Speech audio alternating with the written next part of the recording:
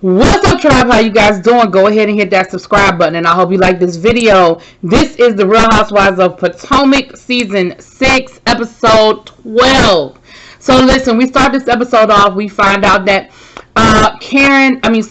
y'all know me and Karen and Giselle all year. Giselle and Robin are launching their Reasonably Shady podcast, and they are inviting the ladies to a Reasonably Shady party to tell them about it, announce it, and just be very, very, very shady, okay? It's going to be at Giselle's house, and we see that there's still a whole lot of construction going on down to Giselle's house. Now, I'm going to go ahead and throw Giselle a little bit, because it's easy for us to give it to Giselle. But because of everything going on with the Rona, she said that the renovations have gone on longer than anticipated, and it probably has a lot to do with Rona. Materials were delayed, people weren't working, places were closed, materials are more expensive, wood is ridiculously expensive right now. So I just think it's a combination of things that's going on, but they want to have it outside. She's got a party planner that's going to set up a tent and have a whole situation going on outside. And then she says, well, I invited all of the ladies, but because me and Karen and me and Wendy are still on very, very shaky ground, they can't come in my house. Robin was like, what? She said, yeah, no, they can't come in my house. She said, well, what do they got to use the bathroom? She said, well, there's a whole lot of trees out here. She said, yeah, no, I'm not signing off on that. Like, that's not cute. That's not funny. I'm not signing off on that. If we're not going to invite the ladies equally, then we just not going to have no party. Like, I'm not doing that. That's crazy. And so, of course, then, Giselle is like, all right, I guess. Well, I guess. So, and let's be clear, I'm not giving Robin no kudos for that one, because that was ridiculous to begin with. And if you had signed off on that, that would just be then beyond ridiculous, okay? So then we have Karen is getting her candles. The candles look really nice. Like, I feel like I'm gonna order me some. Looks like she's got some diffusers and the reeds and all that stuff. Looks like she got a good little situation going on. And like I said, I'll probably order me some. Y'all know how much I love me a good candle. I'll probably order me a Ladom candle, honey. I'll let y'all know when I get it. I don't even know if it's on her website yet. I'm sure it'll be on her website by the reunion. By the time we get to the reunion, it'll be on her website. So we also see, Ray gets one of them little, solicitation calls from a,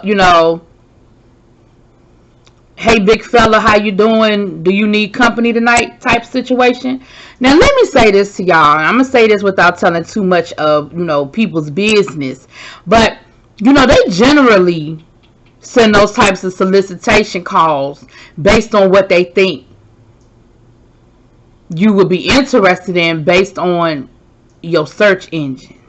So, like, let's say, for example, if you go to a lot of promiscuous type sites, that's where you would start getting all that type of spam from.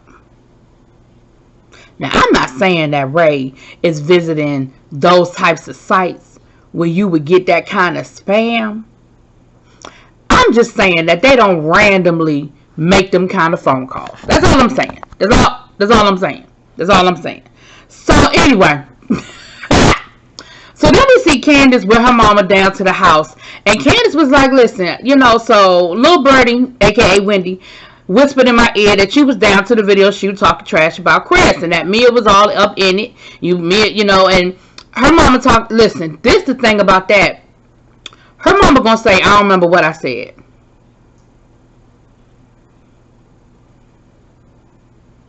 Ma'am, if you had just made one blanket statement about Chris, I might give you the benefit of the doubt that you don't remember what you said. But you talked cash money shit about him from the word go. Like, what we saw was edited down to about 15 minutes. They was there for hours. And clearly, you was talking trash for hours.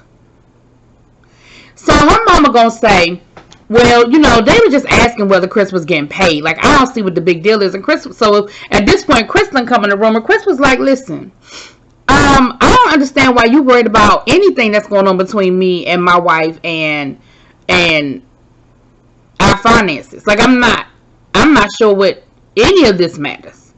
He said, I ain't never asked you to pay none of my bills, baby. When he said that, why Candace mama make that face like, oh, but I paid your bills though? Which technically, I guess you helped because you was paying half the mortgage and stuff. But then Chris was like, and really, it's nobody's business but between me, my wife, and our prenup. Now, my thing is this. Why did mama act like she was relieved when she found out about the prenup or heard the word prenup? But I'm sitting here like, but I know you know they had a prenup. Because I know you insisted on a prenup. So, stop acting like he going to be able to do something to Candace. Because I'm sure your lawyer wrote the prenup. And I'm sure whatever is in that prenup is 120% in favor of Candace, and whatever pennies you got for Candace in a trust sitting somewhere. So if y'all don't go sit somewhere and stop it. And then Candace, listen, let me tell y'all something about Candace. I may not always see it for Candace, but what I do always see is Candace's shade. Candace said something about Mia being with her broke back chiropractic for wayward strippers. Listen, I fell out.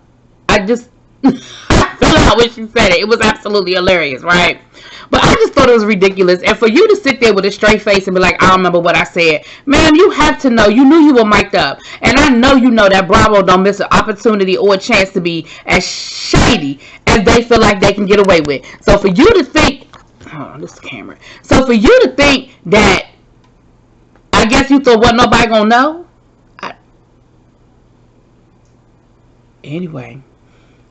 Anyway, child, we ain't done with that. We gonna get back to that when we get down to the reasonably shady situation. So then we see Mia with her kids having ice cream and meeting up with her mom. You know, they having a good little ice cream day or whatever. And the kids seem genuinely happy to see her. So that tells me that, I mean, I know that her and her mom don't have a great relationship, but it tells me that they at least know who she is. Because they ran right up to her and they was like, hey, grandmom. And, you know, listen, seemed like it was a good thing there. Now, what we found out is basically Mia feels some kind of way about the fact that her mom not only lives with her younger sister, but basically is the living nanny to her younger sister. And she was like, you know, I can appreciate the fact that we're building our relationship, you know, but, you know, you have such a great relationship with my sister, but I feel like sometimes you forget you have other kids. And that, you know, she said, when I was pregnant with my son, I asked you to be our living nanny and you wouldn't do it, but there you are living with my sister, basically being her nanny. And I was like, so is this really about y'all building y'all relationship, or is this about a tit for tat and about what she can do for you? Don't get me wrong, I 100% understand where a lot of the resentment might come from in the fact of how y'all were raised, and the fact that we found out in this episode that her mama was in jail and then went to rehab and then been living with the sister ever since. But, you know, her mother said, listen, I want a better relationship with you. That's why I'm here. That is why we've been trying to build our relationship. You know, I want a better relationship. She said, and I am so proud of you because with the way me and your father, she took ownership. She said the way me and your father, what we did to you and the things we put you through, you could have easily have gone another way. And so I'm proud of you. I'm proud of, you know, everything that you've become. And I want our relationship to be better. So I feel like, and I know it's hard to do that. I know it's very easy to compare and very easy to be like, well, you did this for her, but you didn't do that for me. And you did that for like, it's very easy to do that. But at the end of the day,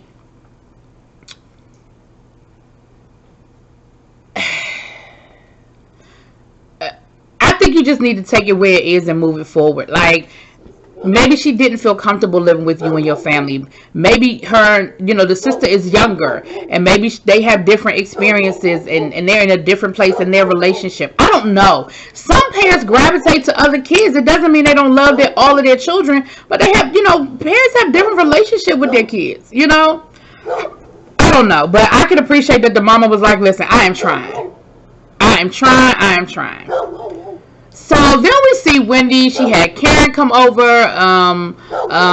a scholar came through. I'm gonna go and call that woman a scholar because I like a scholar.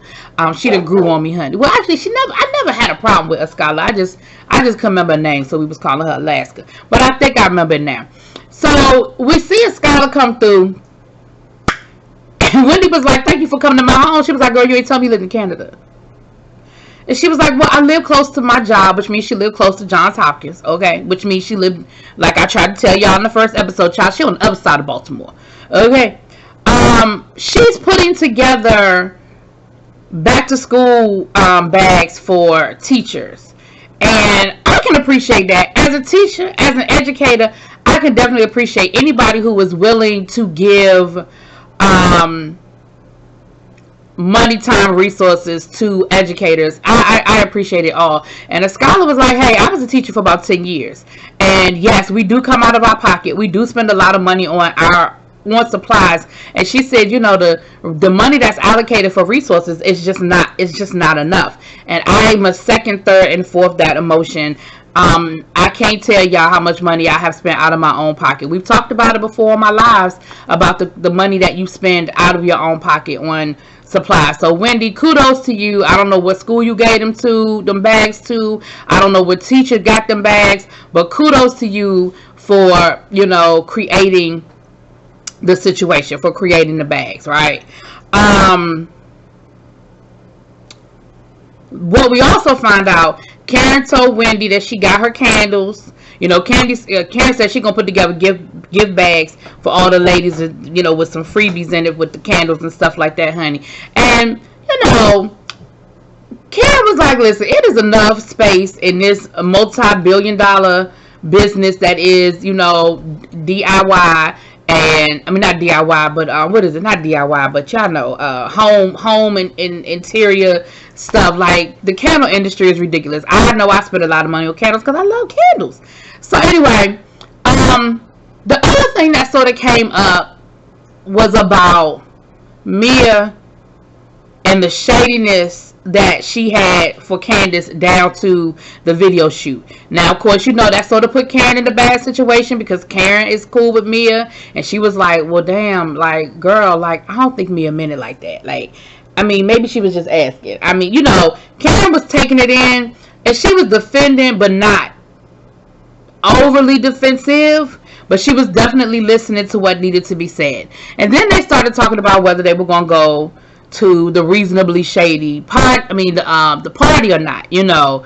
And what we also found out is that Wendy is inviting the ladies to a little getaway.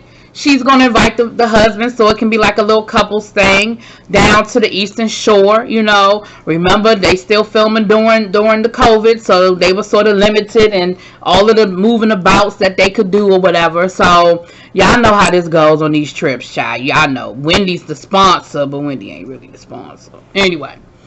And so we're here for the reasonably shady, you know, party.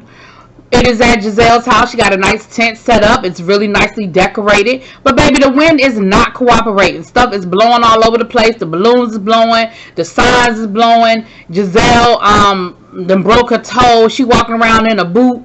You know, Robin was actually on time, y'all. Robin was actually early and came ready to help set up. She won't even dress because she was ready to set up, honey. I said, I know that's right.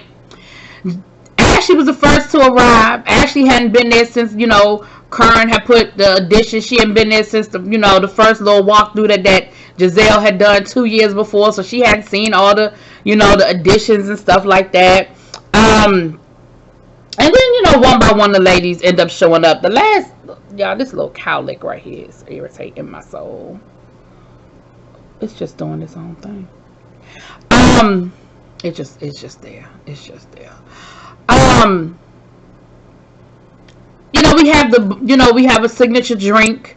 You know, for once, Ashley ain't even drink no Corona, honey. Ashley decided she wanted her some white wine. Then Mia shows up, and y'all know Mia being shady. She talking about some, what? Where am I? She said, this is not a Hotel Giselle, which is what, you know, Giselle was trying to say, Hotel Giselle. She said, child, this is Motel Giselle. Now, that's what I'm going to say. I understand you getting work done on your house, and the show must go on, especially since you are probably behind in your renovations, and they are probably doing overtime to get caught up. I get that. But you couldn't tell them for one day, like, I'm going to be having an event at my house. Can y'all not come tomorrow? Like, you couldn't tell them to just one day? Like, I don't think one day, if they didn't show up for one day, I don't think they would have been, like, they are steadily hammering and sawing while you trying to, on top of the fact that you're having a party, they're trying to film. Like, I'm sure that they had to ask them to stop while they were filming. You know what I mean? Anyway, Wendy shows up, you know. And the thing about the driveway is, you know, everybody got to park behind each other. That'll come into play later on. A scholar was there. Now, Kern showed up, and Kern said, listen, y'all know I must love you hoes, because I just got my second vaccination shot, and I'm feeling a little woozy. Everything is a little topsy-turvy for me. And the ladies agreed, like, yeah, when I got my shot, it was this. When I got my shot, it was that. But again, that is hilarious how they do that the rest of the episode, where every time Karen is making this crazy look, they edit in her, like seeing it from a woozy point of view. It is hilarious how they did that, because you know Karen can make some faces, honey, and every time they show Karen's face looking confused, it was the whole woo woo woo. It was hilarious. Okay. Karen showed up with her gift bag for Giselle with her candles and stuff, and of course Robin immediately felt like that was shade. Like, damn, like did you do that because you knew Wendy was trying to do a candle line? Like, damn, you know, that was a little shady. But everything seems to be going really well at first. Everybody seems to be on it at first. And, you know, they were like, well, do we have to wait for for Candace? Because, you know, Candace is taking her sweet ass time to get here. So they go ahead and get started, and they make the announcement about why they're there. They say, listen, we have been asked, we were asked to do a podcast, and we decided we're going to do a podcast. We got picked up by iHeartRadio and yada, yada, yada. And it's called Reasonably Shady, hence the name of the party. And everybody likes it. And I think that's a cute name for the podcast, too. I just ain't never listened to the podcast. But I do think Reasonably Shady is a cute name for the podcast. And so they decided that by the way, before I forget, Kern Hugo, that blue bag that you was carrying, I think it was Yves Saint Laurent. It was either that or Chanel. Like, are you done with it? I mean, if you're done with it, you can send it to me. I'll take it off your hands. You don't? You're not gonna need it no more, are you? Oh, that was a cute bag, and that color was beautiful. That baby blue was beautiful. But anyway, so they decided, they have little paddles, and of course the symbolism of the paddles was not lost on me. The shady side, which represents Giselle, was written in pink. The reasonably side, which represents Robin, was written in red, and we know that Robin is a member of Delta Sigma Theta, and Giselle is a member of Alpha Kappa Alpha. So I thought that was real cute how they put that little signature in with their paddle. So they're going to read some things off of their list, and the everybody has to decide whether that was a shady thing to do or whether that was a reasonable thing to do. Y'all picking up on how shady this is about to be. So the first thing we start off the party with is Giselle letting the ladies know that she originally wasn't going to let people in her house. And they were like, well, who weren't you going to let in the house? And she said, well, people who had, negative things to say about my house. Well, Karen. And Karen was like, yeah, I said it. That was me. I did that. Mm-hmm. Yeah. And Wendy was like, what are you talking about? I never talked about your house. I never said nothing about your house. She said, well, that's how I remember this. She said, well, you misheard. I never talked about your house. I talked about how you dress. Which is a difference. It is a difference. So they decide before they get ready to start to play the games that they're going to get a little refill, get their little drinks filled up, whatever. And that's when Karen pulls me aside to say, listen, girl, I'm just letting you know that it got back to Candace that you was, saying some things about Chris. And Mia was like, I mean, that's fine. You know, all I was asking was, I just wanted to know, like, who, if he was getting paid, like, who was the manager. I showed up, wasn't nobody there. We was in the middle of a park. I just want to know what was going on. And Karen was like, okay, but I just want to let you know, because see, Karen know Candace, and she know that Candace don't play. So I think she was just, you know, trying to get the 411 and give me a little heads up, right? So the first question was, is it reasonable to hold on to a grudge after an apology was already made? And so of course some people say yes, some people said that's shady, some people said that's reasonable. And ultimately I think the question was, I think it came down to, well, what was said? You know, what was the infraction as to how long I'm going to hold on to it? And so, you know, of course, Wendy and Karen was like, it's reasonable because, you know, both of them holding on to grudges. And I mean, pretty much everybody else was like, it's shady. And then, of course, y'all know Bravo had to flashback on all the times that, you know, Karen and Giselle, child, they done got into it, okay? You know. So then the next question was, is it reasonable or is it shady to be talking about people behind their back? And, of course, you know, it was back and forth. And Giselle gonna say, I mean, it just depends because, like, the Eddie situation, I think that was very reasonable. But when, you know, Wendy, you went over to Candace the other day and told at the video shoot and told Candace what her mother was saying, I think that was shady. And I'm like, so talking about your friend's husband possibly having an affair behind her back, that's reasonable. But Wendy going directly to Candace and telling Candace what was being said about her was shady. Now, the one thing people said was time and place. I do think time and place might be an issue. I absolutely believe that. Because I don't necessarily think, because the point I will agree with is she was in the middle of trying to get this video shoot done. You didn't want to frazzle her. You didn't want to take her off of her game. So Wendy and Mia end up getting into it. And that's when we start getting Karen with the side looks and the what's going on, and they doing all of the, you know, the editing and stuff. It was really hilarious the way they did that. Now while this is going on, Candace is actually showing up. So when Candace gets to the tent, she's like, what's going on? And they're like, oh, well, actually, we were talking about you. So they sort of backtrack a little bit, and they give their, you know, they give Candace the backstory of what was being said. I mean, of what the whole purpose of the party was. And then they get into the video shoot again. And Candace was like, yeah, well, I didn't appreciate, you know, the fact that Mia was walking around asking about my husband and asking about who was getting paid and who wasn't getting paid. Like, that's not your business.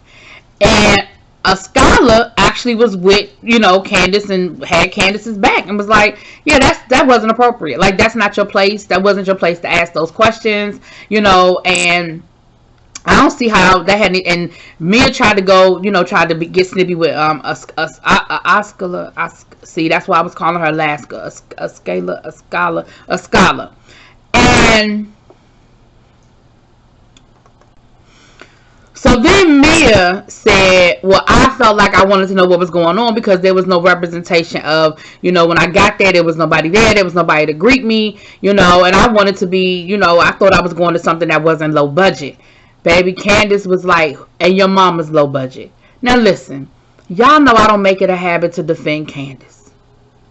But your mama is a retort that we all have given.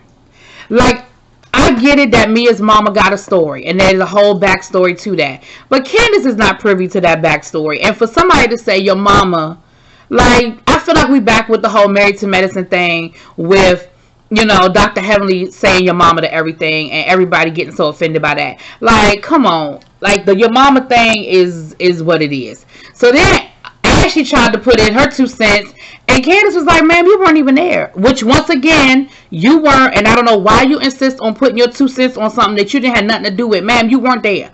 You weren't there. You ain't had nothing to do with it. So then, why they get to the question, this was actually going to be the last question of the day. Robin gonna say, do you think it's shady or reasonable to question if your husband, after cheating rumors about your friend's husband circulate, they drastically change their appearance. Why are we on this again? Why are we on this again? Why are we talking about this again? Why are we discussing it again? I'm not understanding. It is ridiculous because y'all know all it did was start a whole nother argument all over again about Wendy, her husband, her boobs. I just...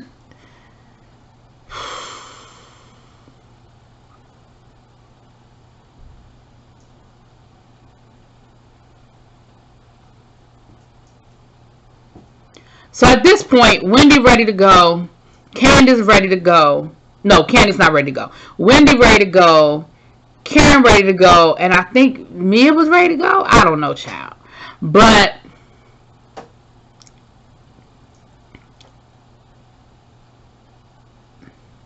they decide that they're going to get a tour of Karen's closet. So, actually, am I missing something? I don't know, child. They were just arguing, child. They was arguing.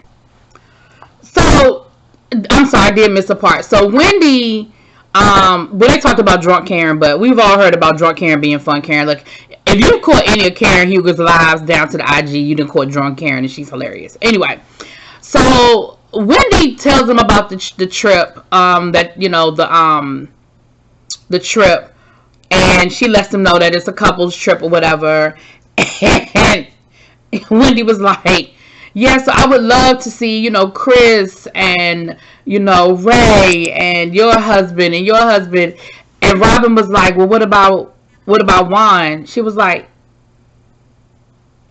okay, and Juan, you know. And of course with Giselle, she was like, well, Giselle, I guess you can have your luggage. Baby, Giselle was like, okay, Wendy, you can go. Like, you showed up at my house stank. Like, you can go. You can go. So anyway, that's when everybody is trying to make a stage left exit. But of course, Candace got everybody blocked in. But by this time, Candace is in the house looking at doing a tour of the West Wing.